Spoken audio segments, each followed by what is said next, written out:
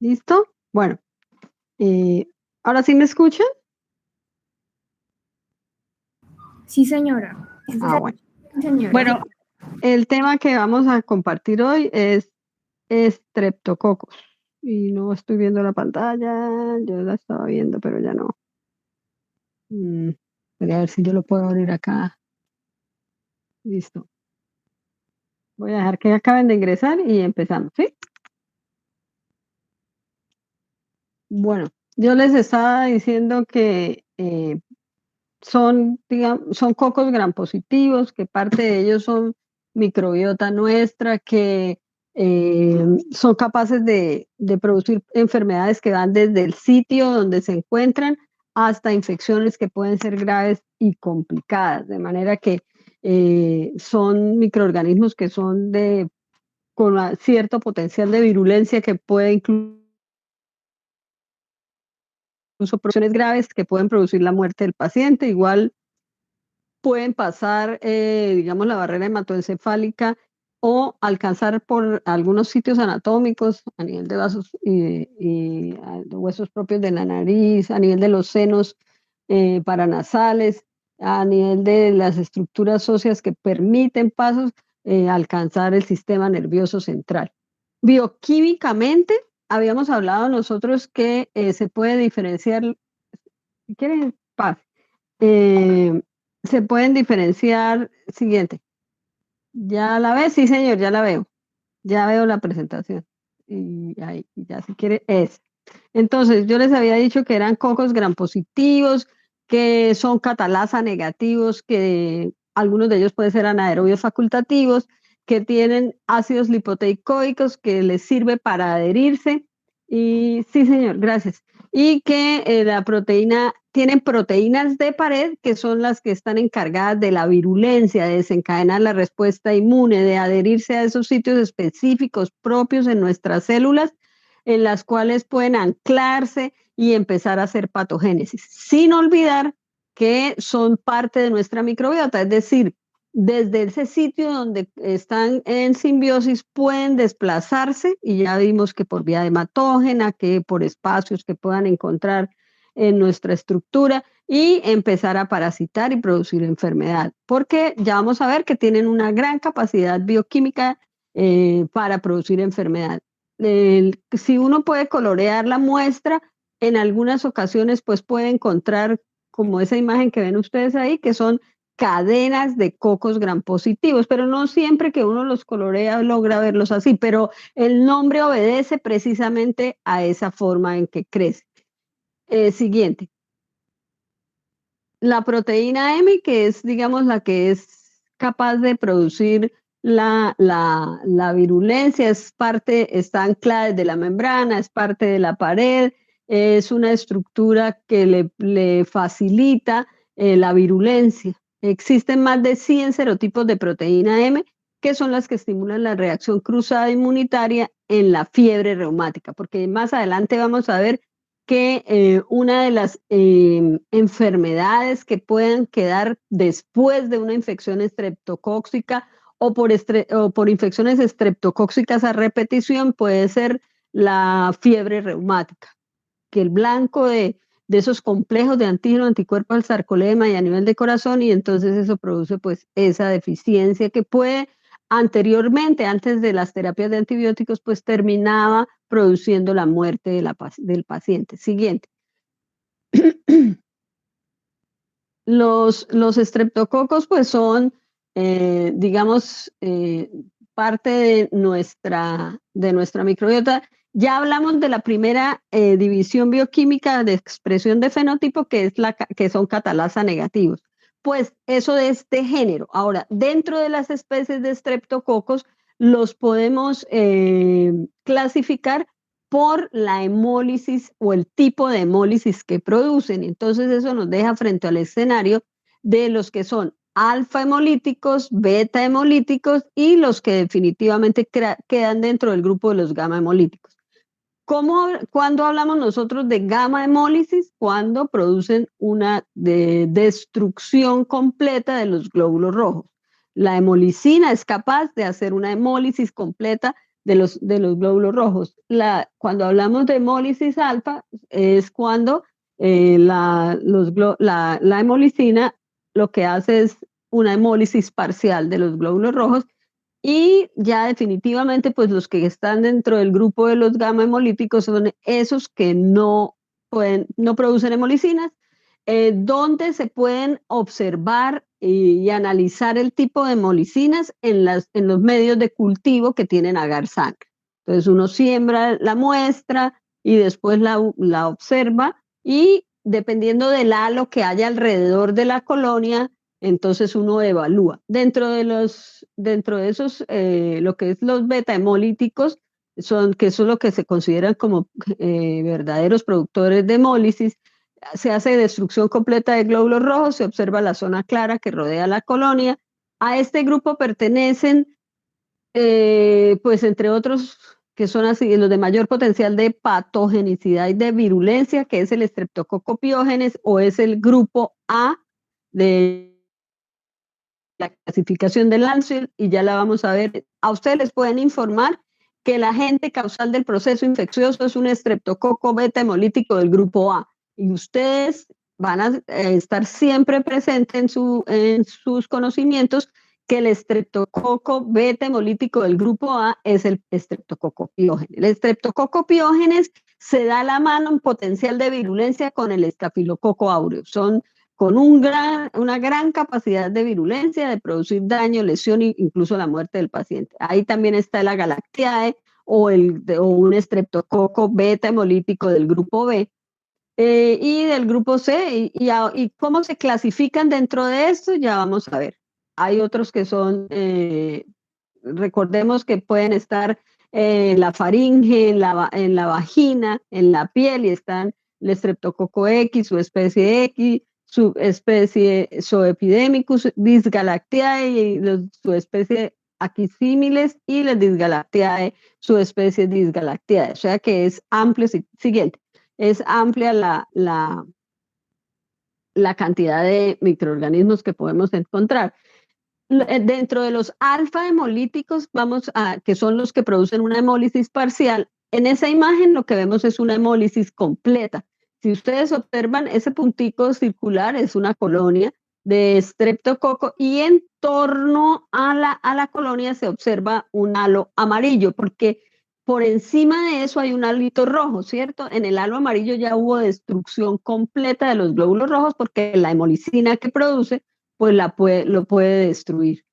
Dentro del grupo de los alfa hemolíticos están los Streptococcus viridans, y son un grupo, no es el Streptococcus viridans, son los Streptococcus viridans.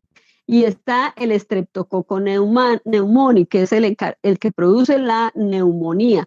Ya después vamos a hablar de él. Y están los gamma hemolíticos, que no se observa hemólisis alrededor de las colonias. Algunos tienen carbohidratos compartidos, y a veces uno en la tabla de clasificación los puede encontrar en más de un grupo. Siguiente.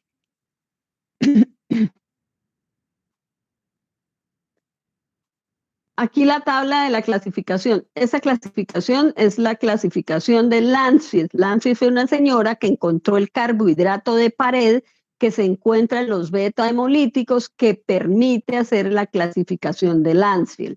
Entonces está la clasificación bioquímica: Streptococcus pyogenes, Agalactiae, Dysgalactiae, el grupo de Anginosus, el Streptococcus bovis, el grupo viridans, que es alfa hemolítico, y el Streptococcus pneumoniae, que es alfa hemolíticos. Los alfa hemolíticos no tienen carbohidrato de pared, por lo tanto no están dentro de la clasificación de Landsfield. En la clasificación de Landsfield están solo los beta hemolíticos y los que tienen carbohidrato de pared, que son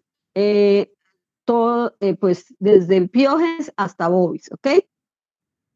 Por eso fíjense que, por ejemplo, el bovis a veces tiene beta hemólisis, y entonces ahí a veces pues puede estar en ambos lados.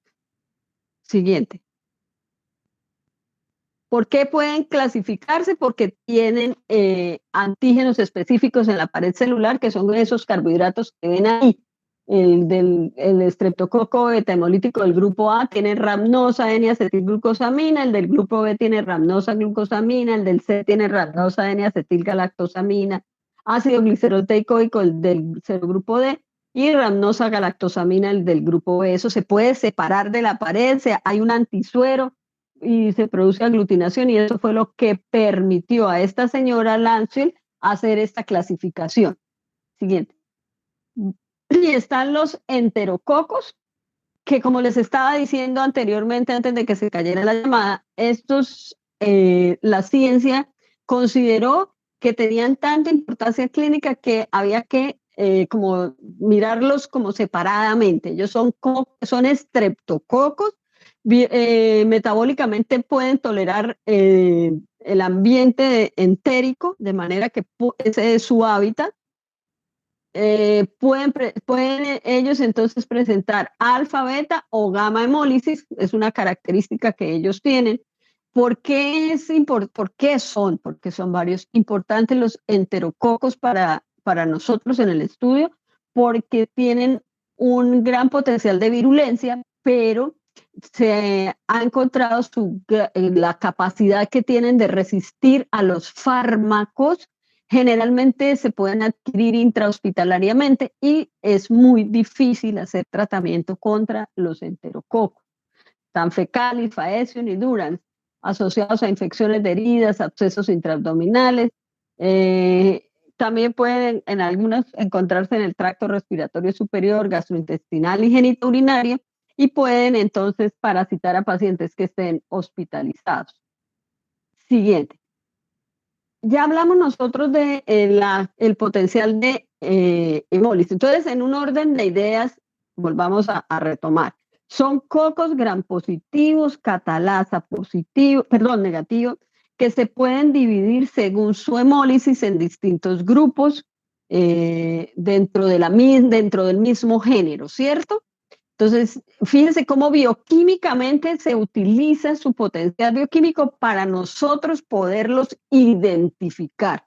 Eso epidemiológicamente tiene importancia. En los tratamientos también es importante diferenciar uno de otro, aunque la clínica obviamente es el primer paso en el encuentro entre el paciente y el médico, que por el sitio de la infección, las manifestaciones propias, los signos y los síntomas, empieza a hacer una impresión diagnóstica para ver cuál es el agente causal asociado a ese proceso infeccioso. Después de ya haber hecho en un medio de cultivo y tener esa colonia y saber qué es coco gram positivo, catalasa negativo y beta hemolítico, entonces hay otras pruebas que nos permiten ir separando esos beta hemolíticos en las que ya conocemos. Se les puede hacer pruebas de susceptibilidad a la bacitracina, que eso es un sensidisco impregnado con bacitracina, y dependiendo del halo de inhibición, pues se determina cuáles son susceptibles o cuáles no. Los que son, digamos, con un diámetro presuntivo, y ahí entonces se toma la determinación. Los estreptococos beta-hemolíticos del grupo A son, digamos, susceptibles. También se evalúa la resistencia al trimetoprim sulfametoxazol, que generalmente son los beta hemolíticos del grupo A y B resistentes, y los demás estreptococos beta hemolíticos son susceptibles. Hay otra prueba que se hace, que es la prueba de CAMP. El factor CAMP es esa capacidad que tiene al sembrar en un mismo medio de cultivo un estreptococo beta hemolítico del grupo B junto con un estafilococo aureus. Para recordar, el estafilococo aureus es beta hemolítico, pero es muy pequeña la beta hemólisis que produce. Pero cuando se siembra junto a una colonia de un estreptococo beta hemolítico del grupo B, esa capacidad de hemólisis se aumenta, y a eso es a lo que se le llama factor CAM. Entonces eso nos permite evidenciar si lo que tenemos en ese medio es un estreptococo beta hemolítico del grupo B, porque al estar en contacto en un medio de cultivo junto a un estafilococo aureus, potencializa la beta hemólisis del estafilococo aureus. Y obviamente la determinación del polisacárido de grupo por una aglutinación específica en prueba de látex, que es lo que nos permite separarlos en esa clasificación del Lansfield. Siguiente. ahí está el factor CAMP. Si ustedes observan esa cabeza de flecha que hay en la parte superior izquierda, que está la hemólisis, si la ven, la beta hemólisis a los lados de la colonia. Si ustedes observan el medio, es rojo porque tiene glóbulos rojos, pero junto a la colonia, que es eso que ve uno ahí como si fuese una carrilera, que es toda en línea recta, bueno, más o menos, a los lados se ve un halo de hemólisis, ¿sí? Porque ahí no se ve rojo, se ve amarillo, ahí ya hubo destrucción. Y hay un triángulo invertido ahí, y esa es la hemólisis del estafilococo aureus, que junto al estreptococo beta hemolítico produce esa hemólisis grande. Eso es lo que se llama el factor CAMP, que nos permite identificar que entonces estamos frente a un estreptococo beta hemolítico del grupo B. Siguiente. Pero se presenta la otra disyuntiva, la muestra que llegó del paciente, se procesó, se sembró en un medio de cultivo, en agar sangre y en agar nutritivo, por ejemplo, y en agar sangre observamos unas colonias pequeñas, se hace una coloración de coco gram positivos. Lo siguiente que uno hace en laboratorio cuando tiene ese tipo de resultado es hacer catalasa, porque nos abre dos horizontes, ¿cierto? Dos escenarios. Si nos da catalasa negativos, el horizonte y el escenario es que es un estreptococo. Lo siguiente que hay que hacer es saber cuál estreptococo es, y entonces ya vimos que hay que evaluar la hemólisis, ¿cierto? Y lo que encontramos en este caso es que es un alfa hemolítico. Entonces es esa hemólisis parcial, alrededor de la colonia tiene un color verdoso, porque todavía hay residuos de glóbulos rojos, porque no es capaz de hemolizarlos completamente. Y dentro de ese grupo de alfa hemolíticos tenemos otros dos derroteros que buscar. Uno, que o pueden ser del grupo de los viridans o el neumococo. Entonces, la bioquímica nos permite diferenciarlos, porque cuando ustedes como médicos estén frente a un paciente con un proceso infeccioso que ustedes sospechan por clínica que puede ser bien un neumococo o probablemente puede ser otro coco gram positivo, porque son capaces de solapar los signos y los síntomas, entonces solicitan un cultivo y un antibiograma. Ya sabemos el antibiograma cuál es la bondad que nos permite a todos, ¿sí? Saber exactamente el antibiótico y el MIC que hay que usar. Entonces, ya vimos que era alfa hemolítico, vamos a hacer diferenciaciones de los dos grandes grupos que tenemos ahí dentro de los alfa hemolíticos, que son en los viridans y el neumococo. Entonces nos queda es hacer una prueba de optoquina. La optoquina es un derivado de la quinina que inhibe selectivamente el crecimiento del estafilococo pneumoniae. Entonces se hace la siembra en un medio de cultivo, se pone sensidiscos impregnados de optoquina, se evalúa 24 o 12 horas después y si hay crecimiento, entonces son viridans, ¿cierto? Pero si no hay crecimiento, no crece nada, lo más probable es que es un grupo del grupo de los neumococos, porque el neumococo es sensible a la acción de la optoquina. Para recordar, no son un solo microorganismo el viridan, sino los viridas. No es calificable dentro del esquema de Landsfield porque no tiene ese carbohidrato de pared. Son integrantes de la microbiota de la orofaringe, pero pueden estar asociados a cuadros clínicos importantes, son los que ayudan a producir caries dentales, endocarditis, abscesos cerebrales y septicemias, o sea que sí tienen potencial de virulencia. Siguiente.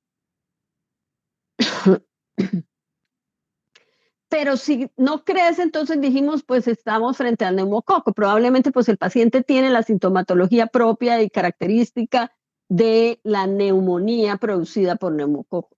Ustedes pues son los que hacen la interpretación de los síntomas y signos y la correlación clínica entre los resultados del laboratorio y la clínica que tienen en su paciente. Las pruebas, después de que ya dijimos no creció en optoquina, es sensible a optoquina, entonces es un neumococo. ¿Qué tengo que hacer? El neumococo se le hace una prueba que se llama solubilidad en bilis, que son sales de hexoxicolato sódico y tauracolato de sodio, que lo que hacen es estimular el fenómeno de autolisis. Entonces, el neumococo, cuando está en contacto con la bilis, se hemoliza, ¿sí? Porque le hidroliza la pared. Otra capacidad bioquímica que podemos evaluar para confirmar que es un neumococo es que el neumococo fermenta la inulina y pues se evalúa por una capacidad de cambiar de color el indicador de pH. Fíjense todo el potencial bioquímico que se ha evaluado para ir haciendo la evidencia de identificación del agente asociado al proceso infeccioso. Siguiente. Esa es la prueba de optoquina. Y así se hacen los antibiogramas. Los sensidiscos vienen el antibiótico viene impregnado en esos cartoncitos que son los sensidiscos.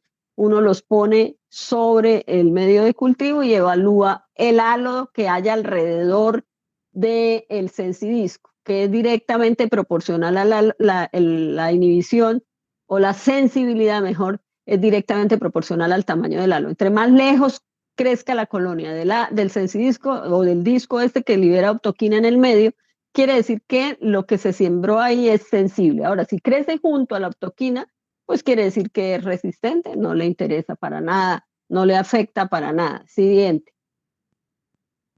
Pero nos queda el otro grupo, ¿cierto? Que son los señores que no son ni de alfa ni de beta, que son los gamma hemolíticos, y ahí dijimos que probablemente estaban los enterococos, ¿cierto? Se trata de los enterococos o algunos otros o lo que conocemos como o conocíamos como estreptococos del grupo D, pero para recordar que ahora pues hablamos directamente de enterococos, no, sin olvidar que son estreptococos, cocos gram positivos, catalasa negativos, en fin. Hay una prueba que es la prueba de hidrólisis de la bilis esculina, son capaces que es la capacidad de crecer e hidrolizar la esculina, es un glucósido en presencia de sales biliares, y eso es lo que le da la capacidad de crecer a nivel entérico, porque si no, no podrían vivir en el intestino. Fíjense cómo se necesita una capacidad bioquímica que les permita a ellos pues batallar con lo que van a encontrar ahí, ¿cierto? Para que no ser eliminados. En las sales de hierro, entonces forman un complejo color oscuro. La prueba de tolerancia al cloruro de sodio, son capaces de tolerar hasta 7.5% de cloruro de sodio en los medios de cultivo. Obviamente a nivel entérico también son capaces, pues en vivo, ¿no? En vitro, pero en vivo también. Siguiente. Está una prueba que se llama la prueba de PIR, que es lo que se conoce como la piridolinodila unilaminasa, que son unas enzimas que las utiliza, y fue el tubito rojo que yo les mostré en la anterior. Bueno, entonces, retomando, volvemos a los estreptococos beta-hemolíticos del grupo A, que estábamos con claridad que era el Piógenes, ¿sí?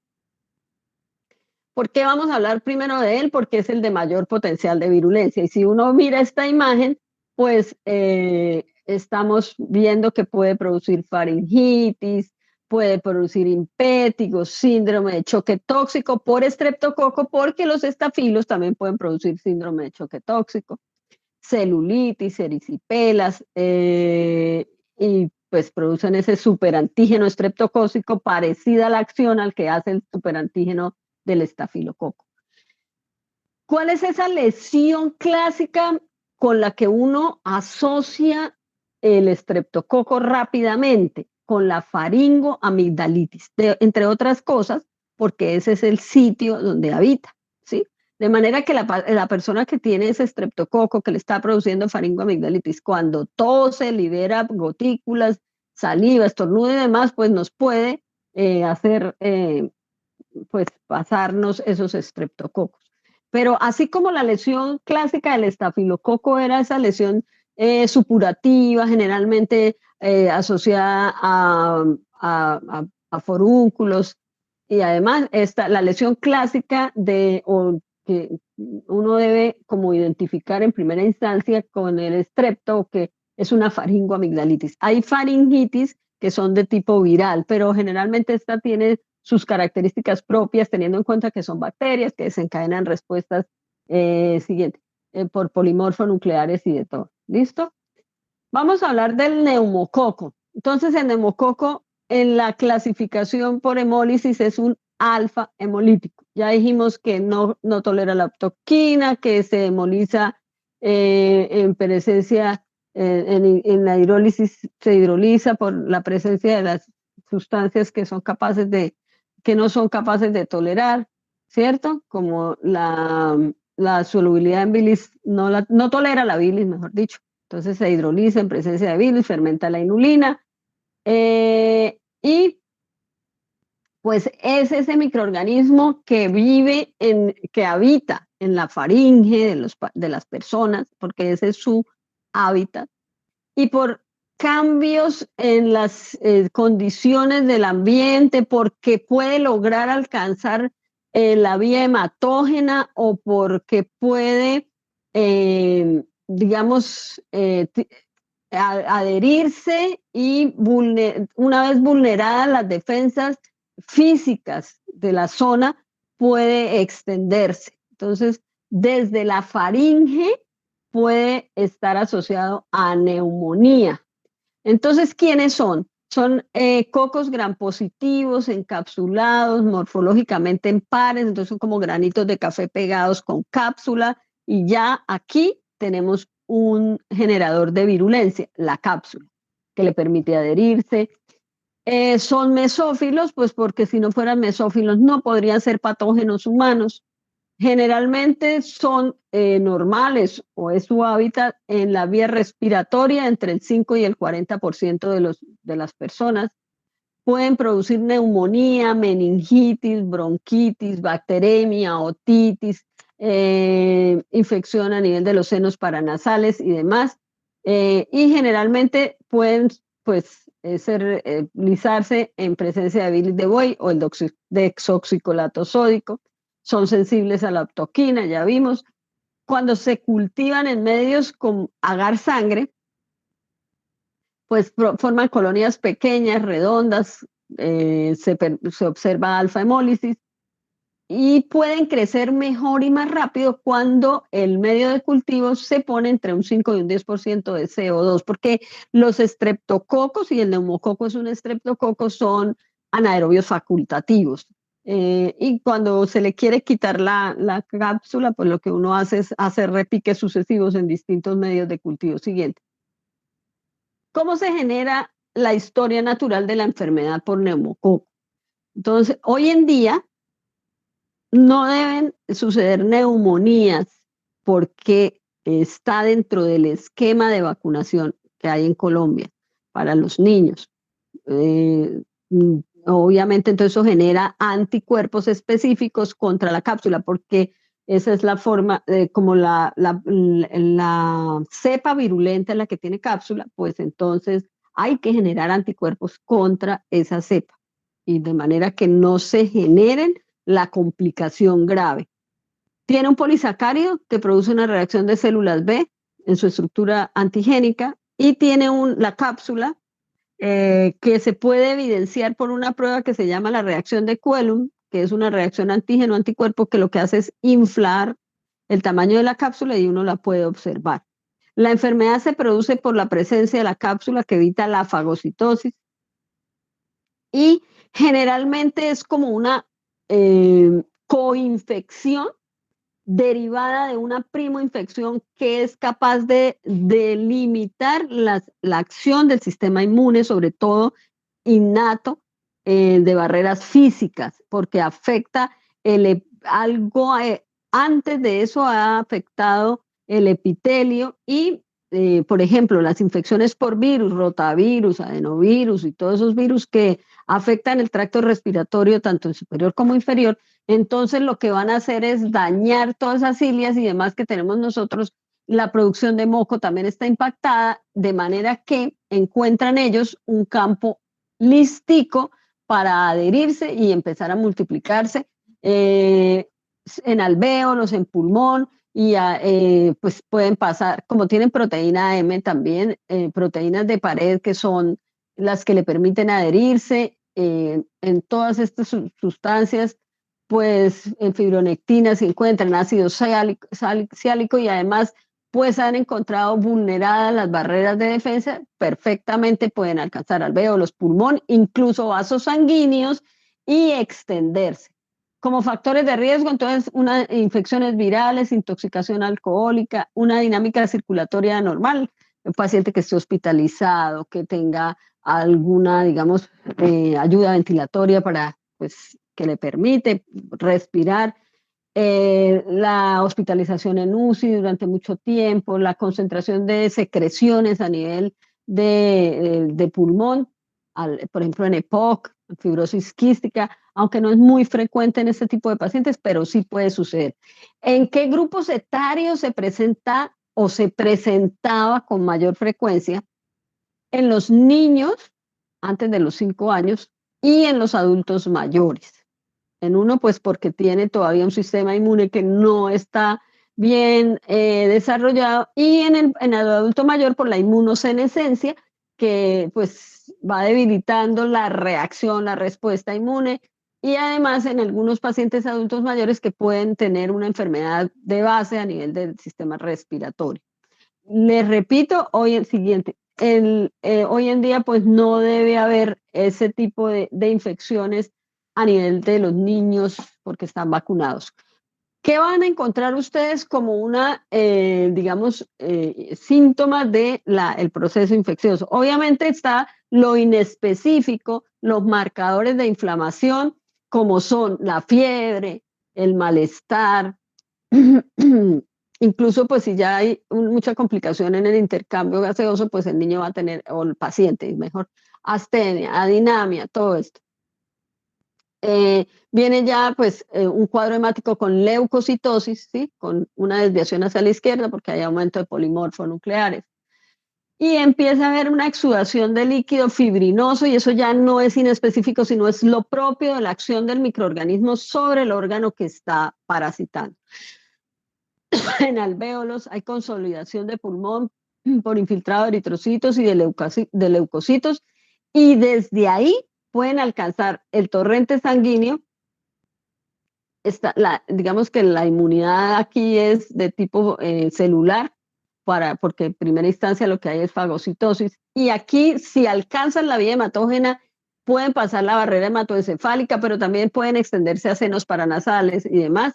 Se puede presentar la complicación más grande que hay por neumococo, que es la meningitis por neumococo, ¿sí? O sea, primero neumonía y después se puede producir meningitis por neumococo. Es decir, las infecciones por neumococo son graves, complicadas, si no se atienden a tiempo, y puede dejar secuelas pues graves en un niño. Las afecciones a nivel del sistema nervioso central pueden dejar lesiones permanentes.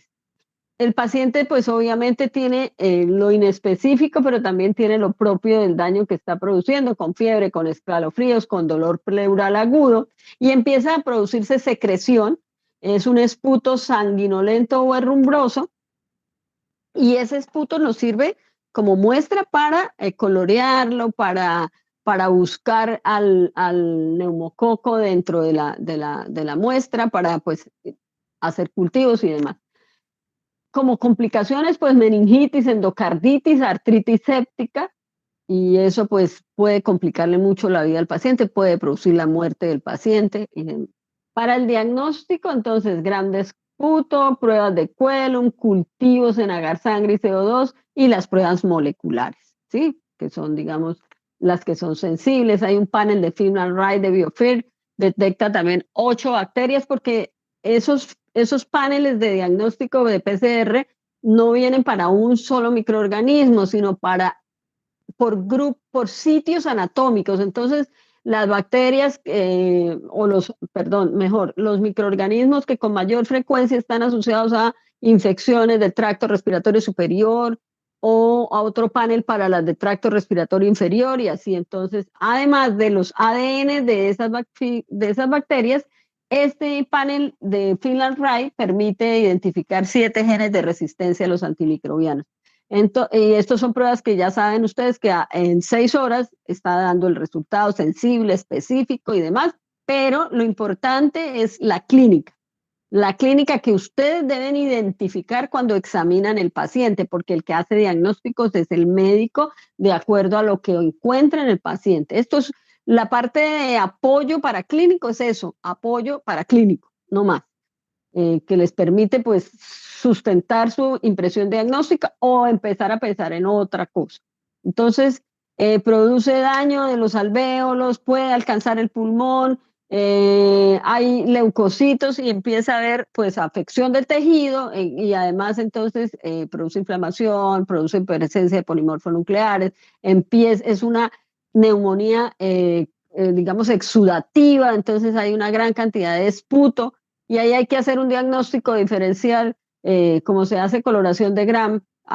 Además se podría solicitar coloración de Zell-Nielsen, pero bueno, eso depende mucho de la clínica, de la edad y demás. ¿Por qué de Zell-Nielsen? Porque la tuberculosis también produce un esputo sanguinolento o herrumbroso. ¿Por qué es herrumbroso? Porque empieza a dañarse pues, todo el tejido, todo el epitelio y los pequeños vasos sanguíneos, y entonces empieza a haber sangre en la secreción. ¿Listo? Entonces es una enfermedad que afortunadamente hoy en día hay vacuna para evitar pues estas complicaciones tan grandes que pueden suceder por la infección por neumococo. Aquí el siguiente.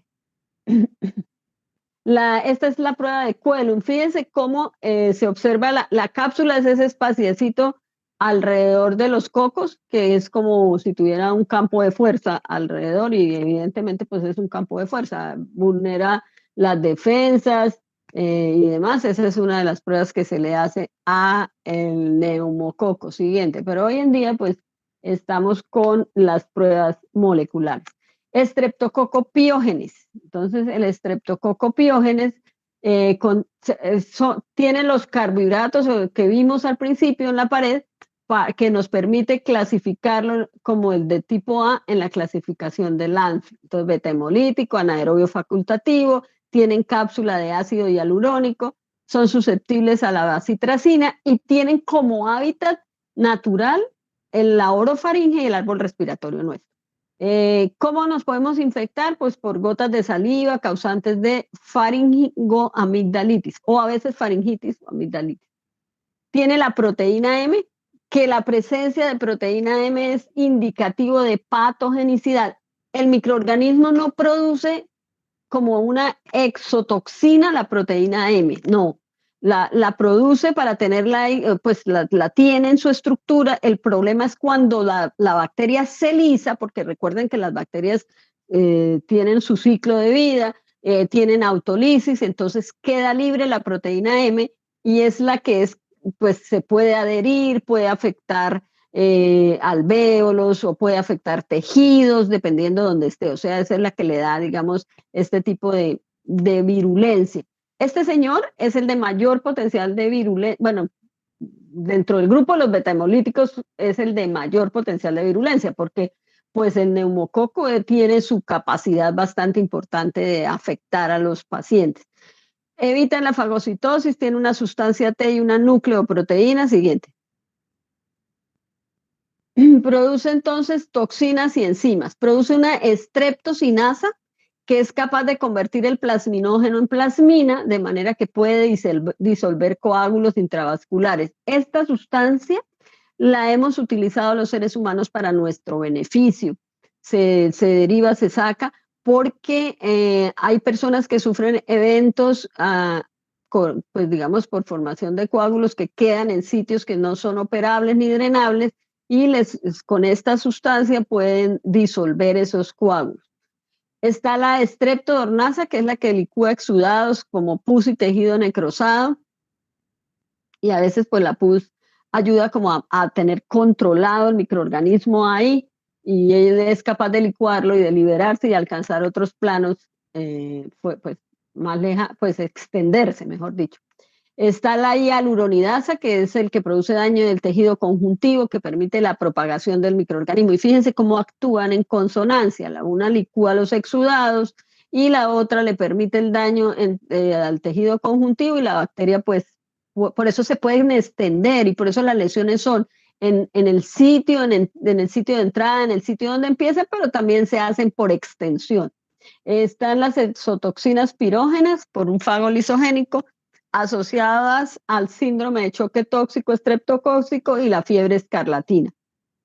Y están las difosfopiridinas nucleotidases que producen lisis de leucocitos, y estas son pues como la parte de estreptococo que es compensatoria o igual que la leucocina de Panton-Valentine que producen los estafilococos. Y están las hemolicinas, son las estreptolicinas O, que producen una respuesta inmune específica en el hospedero, anticuerpos específicos contra la estreptolicina O, y que permite hacer una determinación de anticuerpos en el paciente.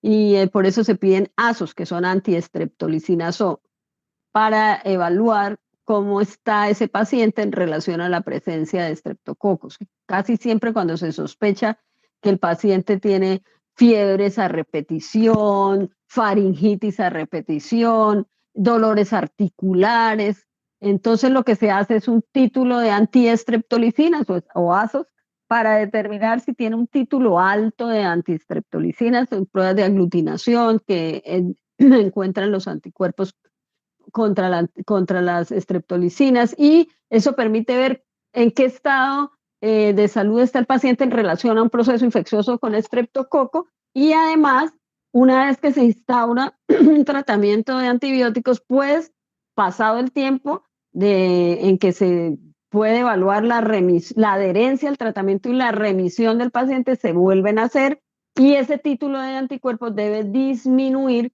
si es que el paciente hizo adherencia al tratamiento, y deben disminuir los síntomas. Siguiente. Profe. Señor. Profe, es que me pareció escuchar que usted había dicho que producían, los estreptos en su mayoría producían leucocitosis, ¿no? Sí. Pero acabas de mencionar que tienen, ¿cómo es que se llama? La difosfopirimidina nucleotidasa, que pues genera lisis de leucocitos. En la clínica no deberíamos ver leucopenia. Lo que pasa es que, a ver, sí, debería, pero recuerden ustedes que a nivel de hipotálamo, cada vez que hay fiebre y empieza a haber todo ese proceso de necesidad de polimorfo o de células para la defensa, que son diferentes de acuerdo a la gente que desencadena el proceso infeccioso, pues la médula ósea empieza a producir polimorfonucleares, que son los macrófagos, ¿cierto? Los que van a ir a fagocitar. Obviamente llega el momento entre el encuentro de el agente infeccioso y la respuesta inmune, que podría vulnerar la producción o la acción y el número de leucocitos. Pero en primera instancia, la gran mayoría de infecciones producidas por bacterias son o vienen con el aumento de polimorfonucleares como parte de la respuesta inmune. Pues generalmente las leucopenias se observan más cuando el proceso infeccioso en su estado agudo, generalmente cuando empieza, es de tipo viral, pero una vez que se agota y puede haber una coagulación intravascular diseminada y digamos ya estamos hablando de un proceso séptico, entonces sí puede venir una leucopenia, porque hay un agotamiento de la capacidad de responder del sistema inmune de tipo celular, ¿sí? Pero en primera instancia debe haber una leucocitosis. Listo, profe, gracias. Listo. Siguiente, ¿sí? Estábamos en dónde, en patogénesis, ¿sí? Bueno, entonces, los estreptococos pueden producir infecciones por invasión en el sitio de entrada y post-estreptocóxicas. Digamos que se sucede, y ya lo vamos a ver. Entonces, por invasión, el microorganismo empieza a crecer y puede producirse erisipela, que es la infección se produce en la puerta de entrada, afecta directamente la piel, produce un edema masivo indurada. Está la celulitis, que ya es la infección aguda de la piel y de tejido subcutáneo, se presenta después de una lesión leve de piel, pero que no es capaz de resolver el sistema inmune, y empieza a extenderse, porque pues es que aquí lo que pasa es que depende de la cantidad de bacterias, de la respuesta inmune del paciente porque vimos que la bacteria tiene toda la capacidad bioquímica, enzimática y de toxinas para utilizar ese tejido. Pero si, por ejemplo, la erisipela es en un paciente diabético o en un paciente que tiene alguna afección circulatoria, pues probablemente como hay una baja perfusión de oxígeno, la bacteria va a aprovechar esto, porque entre otras cosas es anaerobia facultativa y entonces eso le favorece el crecimiento en ese tipo de tejidos. Se presenta después de una lesión leve de piel, la lesión se eleva, el tejido lesionado no se distingue del sano. Si la bacteria se sigue extendiendo, puede llegar hasta la fascia y producir lo que se conoce como una gangrena estreptocócica, que es una fascitis necrotizante con infección de los tejidos subcutáneos y la fascia. Y aquí es cuando hablamos hablan de la bacteria que come carne, y se observa mucho en pacientes diabéticos descompensados, ¿sí? Y otra enfermedad por invasión de estreptococo es la fiebre puerperal. El puerperio es ese episodio entre el nacimiento y los 40 días después del nacimiento, y se veía antes, o también se puede encontrar si la atención al parto no es la adecuada, septicemia, endometritis. Las mujeres morían mucho en el puerperio. ¿Por qué? Entre otros agentes infecciosos, por este señor que tenemos aquí, y él es lo que se conocía como fiebre puerperal. Si quedan residuos y demás ahí, también pues eso se puede, recuerden que la bacteria vive en mucosas y demás, y desde allí puede alcanzar la atención del parto de manera inadecuada. Antes de la producción de los guantes, pues quien atendía a la parturienta no tenía guantes, en los dedos puede estar en la piel los estreptococos, y en la atención podía pues dejar el microorganismo ahí. Y último, pues la bacteremia, que es cuando la bacteria alcanza sangre, y ya entonces esto ya casi siempre tiene mal pronóstico, ¿no? Infección de heridas traumáticas o quirúrgicas. Siguiente. Aquí la imagen de lo que es una fascitis necrotizante por estreptococo. Esto generalmente termina a veces en amputación, ¿sí? Y amputaciones que empiezan en el pie y suben en la pierna, en el muslo, casi por encima de la rodilla, bien, porque además de esta bacteria, y que además puede estar ahí el estafilo, el estrepto, están agotando el oxígeno, le hacen campo a Clostridium perfringens, y entonces aquí la cosa se complica de manera importante. Siguiente. Meningitis por estreptococo, y son purulentas, ¿sí? Porque, pues, por lo mismo, porque la actividad de la bacteria, pues, hace que haya una gran cantidad de células de la defensa en el sitio. La meningitis por estreptococos puede ser por estreptococo piógenes del grupo A, que logra alcanzar el sistema nervioso central. A veces en algunos niños, y ya lo vamos a ver, en estreptococo beta hemolítico del grupo B, en nacidos pretérmino, o al pasar por el canal de parto de la madre, tienen las infecciones o en el periparto o después, y se produce meningitis por estreptococos. Siguiente, neumonía por estreptococo, y ya vimos que entre otras cosas, pues generalmente el estreptococo, pues todo el pulmón o alguna parte, un alvéolo lo puede producir. Generalmente está producida por neumococo. Siguiente. Y la faringitis por estreptococo, que es la lesión característica de la infección. O sea, ¿quién produce faringitis? Bacteriana, purulenta, además, y ustedes la aprenden a diferenciar. Generalmente es el estreptococo. Y desde allí, de ese sitio, siguiente, entonces puede extenderse. Infecciones por estreptococo del grupo A, entonces enfermedades. ¿Quién es el estreptococo del grupo A? El estreptococo piógenes. Le puse las siglas porque lo pueden encontrar en algunas partes así o en el orden como en inglés, entonces para que lo tengan presente. Igual el B. A nivel local, faringitis estreptocócica, pioderma estreptocócico, que es lo que conocemos como impétigo, y las infecciones invasivas por estreptococo, que es el síndrome del choque tóxico por estreptococo. Las enfermedades postestreptocócicas, que son aparecen después de una infección por estreptococo son la glomerulonefritis aguda, que sucede después de una infección de la piel. Se sucede porque hay depósitos de complejos antígeno-anticuerpo sobre el tejido a nivel de las fibras cardíacas, y entonces los anticuerpos empiezan no lo diferencian y atacan y producen daño sobre digamos, sobre ese tejido. Perdón, pero aquí quedó mal. Después de una faringitis estreptocóxica, los antígenos del estreptococo se aparecen al tejido cardíaco y pueden reactivar con las infecciones estreptocóxicas a nivel de la fiebre reumática, y la glomerulonefritis aguda, que es después de las infecciones de la piel. Generalmente son, digamos, la etiología primaria es diferente y desencadenan una u otra, pero son enfermedades postestreptocócicas.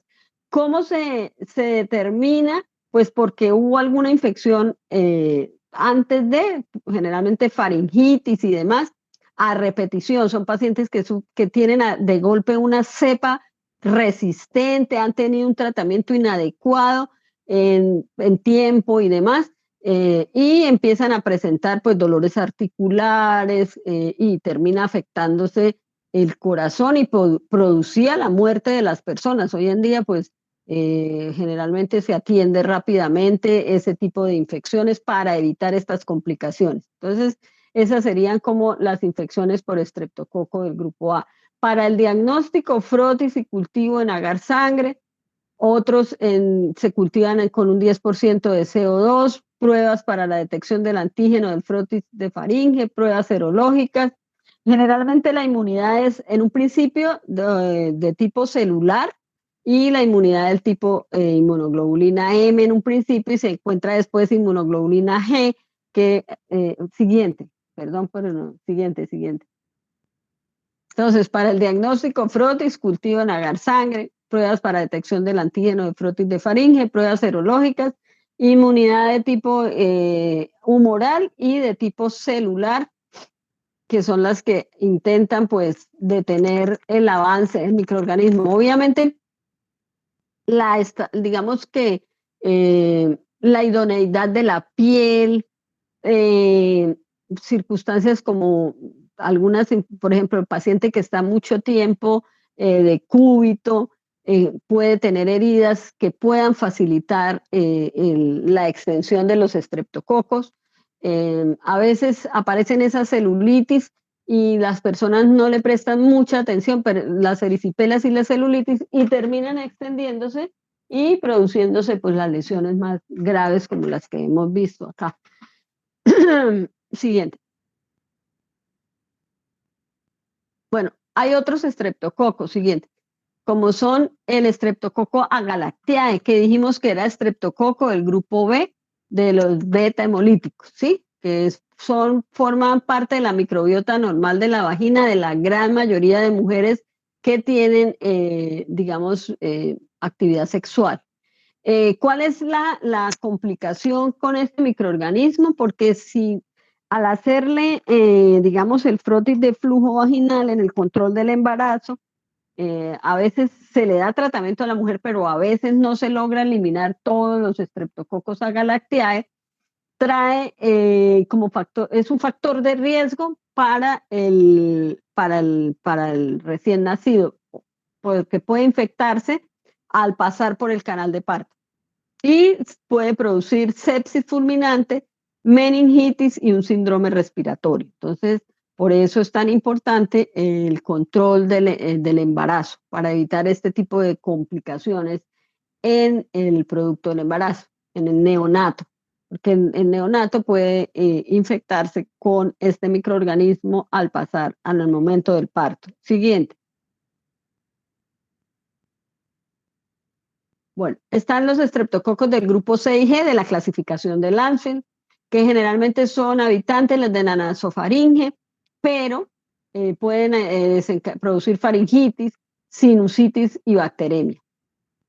El estreptococo bovis, que es microbiota intestinal normal, en ocasiones causa endocarditis, y ese es el problema, que todos estos microorganismos pueden comportarse como patógenos oportunistas. y aprovechan las circunstancias encontradas en el hospedero. Están los Streptococcus anginosus, que son microbiota de faringe y colon, y en esos sitios pueden producir patogénesis, porque tienen el potencial y la capacidad de producir infecciones a nivel de ese tracto. Siguiente. Y están los Streptococcus viridans, que son los alfa hemolíticos, que no son, señora. ¿Podría dejarme ver el nombre del anterior, del último? Es que no alcancé a verlo. Anginosos. Anginosos, ok. ¿Listo? Ok. Listo. Entonces, dentro del grupo de los viridans está mitis, mutans, salivarius, sanguis y otros. Frecuentemente son alfa-hemolíticos. Se encuentran como microbiota normal del tracto respiratorio alto y pueden ingresar a la circulación y producir endocarditis agudas y subagudas. A veces lo que hacen es encontrar pacientes que tienen algún problema a nivel cardíaco y le complican el cuadro, pero a veces son los generadores del proceso de daños sobre o de la endocarditis como tal. A veces lo que hacen es comportarse como patógeno oportunista que se asocia ya a un proceso que está en desarrollo, o a veces sí son ellos directamente los que producen la endocarditis. Siguiente.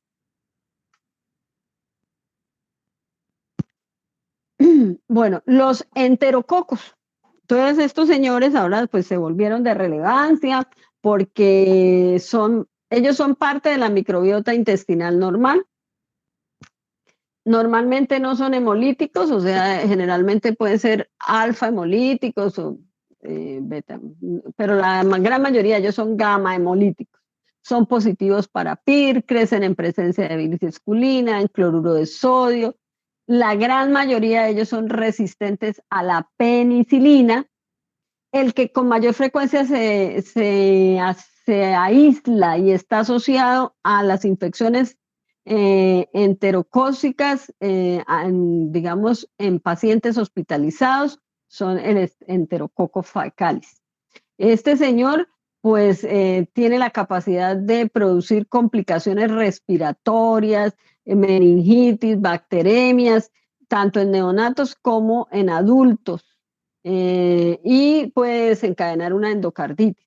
Entonces, con un agravante, que ellos se ha evidenciado que son resistentes a la gran mayoría de los tratamientos. Y se cree que las resistencias adquiridas de estafilococos y estreptococos derivan de material genético cedido por este tipo de microorganismos.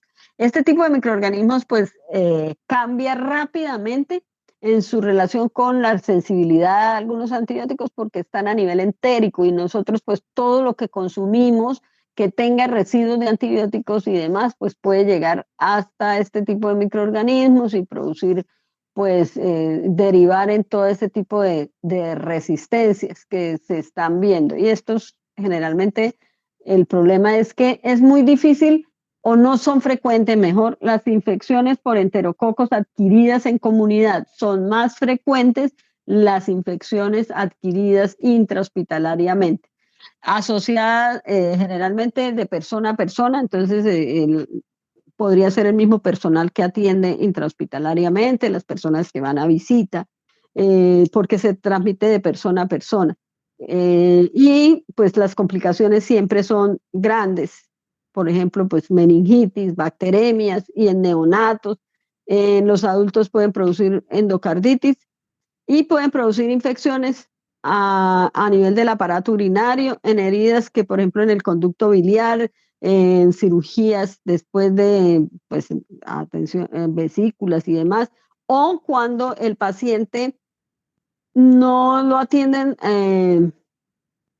adecuadamente, y puede, por ejemplo, complicársele todo ese tipo de afecciones a nivel de vesícula biliar y demás, y vienen después unas infecciones. Generalmente este microorganismo está asociado a este tipo de infecciones, y ya pues las bacteremias producidas por este tipo de microorganismos. Siguiente.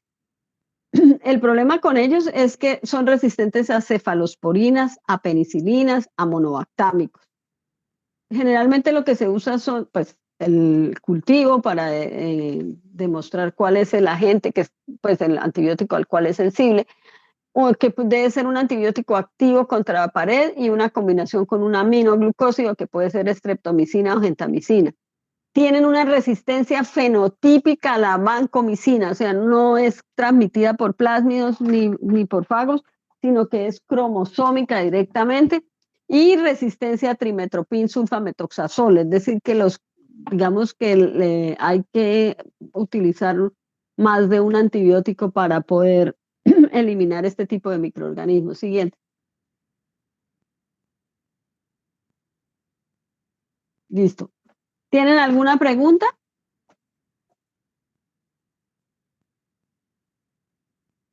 Profe, ¿podría hacerme el favor de volver a la diapositiva penúltima? La penúltima. Sí. No, dígame. a la otra, profe. A la otra. ¿Cuál otra? ¿Es la del tratamiento? Sí, señora. Ya, listo. Dígame. Ya, profe, no, es que estaba anotando un medicamento. Bueno, yo para este semestre ustedes lo que tienen que tener es una idea, un concepto de las resistencias y de las sensibilidades. Sí, por ejemplo, es importante entender que tienen una resistencia fenotípica a la vancomicina, porque ahí no hay, digamos, un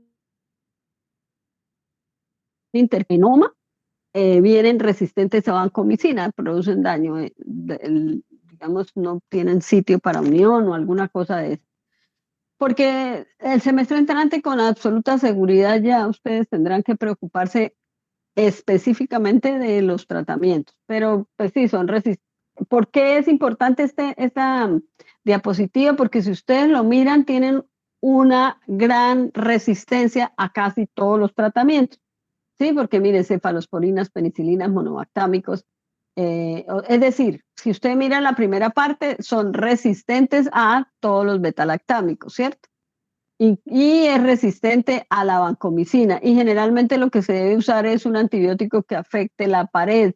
Pero si son sensibles a streptomicina y a gentamicina, pues lo que se debe usar es un antibiótico que sea efectivo contra la síntesis de proteínas, siempre y cuando no empiece a producir resistencias. Por eso el ideal es cultivo y antibiograma con concentración mínima inhibitoria.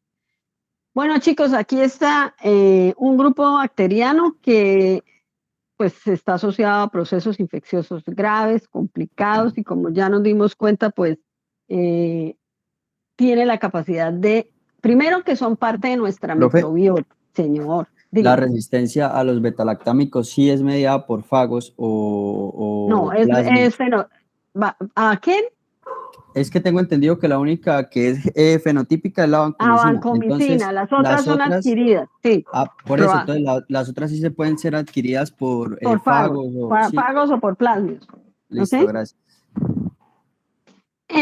Bueno, lo que les decía es que el problema de los microorganismos que son parte de nuestra microbiota es que cualquier ruptura del equilibrio les facilita a ellos la extensión y la diseminación hasta alcanzar grandes extensiones de tejido. Y como se dieron cuenta, tanto el estafilo como los estafilos y los estreptos son capaces de crecer en cualquiera de nuestros tejidos, tienen la capacidad de adaptarse, y eso se lo dan a nivel genómico, porque se adaptan a distintos pHs, a distintas condiciones del medio donde se van a multiplicar, porque van desde lesiones en piel, en mucosas, y a lesiones pues desde fascia y demás, incluso bacteremias, septicemias, meningitis, neumonías, es decir, no hay sitios anatómicos vedados ni para los estafilos ni para los estreptos. ¿Cómo nos protegemos? Uno, con la respuesta inmune adecuada, competente, manteniendo, digamos, todas nuestras barreras de protección físicas, químicas y demás en estado óptimo, porque fíjense que la neumonía generalmente puede tener como factor de riesgo la pérdida de las barreras físicas de protección a nivel del tracto respiratorio superior, y eso le permite al neumococo extenderse y producir, como habitante de la faringe, logra llegar hasta alvéolos, a pulmón y extenderse, alcanzar la vía hematógena y producir la complicación grave de la infección por neumococo, que es la meningitis por neumococo. No debe haber hoy en día niños con neumonía ni con meningitis por neumococo, porque está dentro del esquema de vacunación en Colombia. Colombia tiene un esquema de vacunación bastante amplio para los niños, incluso creo que casi igual al de Estados Unidos, solo falta la vacuna para meningitis por meningococo. Entonces, pues, la vacuna tiene como bondad el hecho de eliminar a los portadores sanos y de producir una respuesta inmune eficaz contra el microorganismo que está asociado al proceso infeccioso. En este caso, del neumococo específicamente, produce anticuerpos contra las cepas encapsuladas, porque el neumococo vimos que es una bacteria encapsulada, y eso ya sabemos nosotros lo que sucede cuando las cepas son encapsuladas. Bueno, chicos, preguntas, dudas, inquietudes. Les agradezco la paciencia de mudarnos de un lado para otro porque estaba terrible. ¿Listo? Entonces mañana vamos a ver micosis subcutáneas, vamos a hablar específicamente de esporotricosis y de cromoblastomicosis. ¿Listo? Vale, profe, gracias. Bueno, Listo, profe. descansen, muchas gracias por la colaboración. Gracias, Chao. profe. Hasta luego. Feliz Gracias, tarde. profe. Hasta luego. Feliz tarde. Lo mismo.